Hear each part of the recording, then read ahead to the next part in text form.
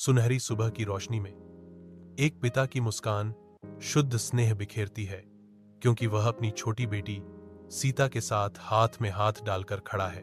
एक हल्की हवा पेड़ों से फुसफुसाती है, साथ ही एक पिता का हार्दिक वादा भी लाती है, मेहनत से पढ़ाई करो सीता, बाबा हमेशा तुम्हारे साथ रहेंगे।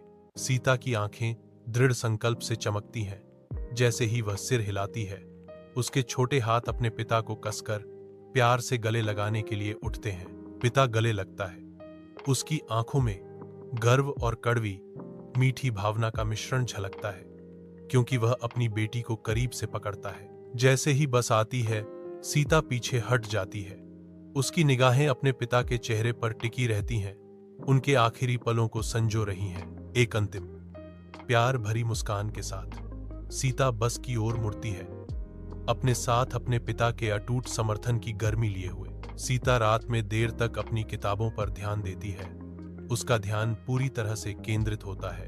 अंधेरे में अदृश्य उसके पिता खांसी को दबाते हैं, उसकी चिंता को बचाने के लिए अपने दर्द को छिपाते हैं। कमरे की शांति एक धीमी खांसी से टूट जाती है, जो सीता को उसकी पढ़ाई से हटा देती है। सीता की आंखें चिंता से भर जाती हैं, क्योंकि वह अपने पिता की ओर मुड़ती है। उसकी भौहें चिंता से सिकुड़ जाती हैं। वह धीरे से मुस्कुराता है, उसे वापस अपने काम की ओर इशारा करता है। एक मूक आश्वासन उसके दुहक को छिपाता है। बस स्टॉप पर बस का आना सीता के लिए एक विनाशकारी क्षण का संकेत देता है। एक परिचित व्यक्ति के बजाय सीता को उसकी वर्दी और बैग मिलता है, जो हानि का एक कठोर प्रतीक है। सीता वर्दी को पकड़ती है। आंसुओं से उसकी आंखों के सामने सब धुंधला हो जाता है, क्योंकि दुहक उसे अभिभूत कर देता है। आसमान गहरा हो जाता है, क्योंकि बारिश शुरू हो जाती है, जो सीता के भीतर चल रहे तूफान को दर्शाती है। वह वर्दी को अपनी छाती से लगाती है, अपने पिता की यादों में खोई हुई।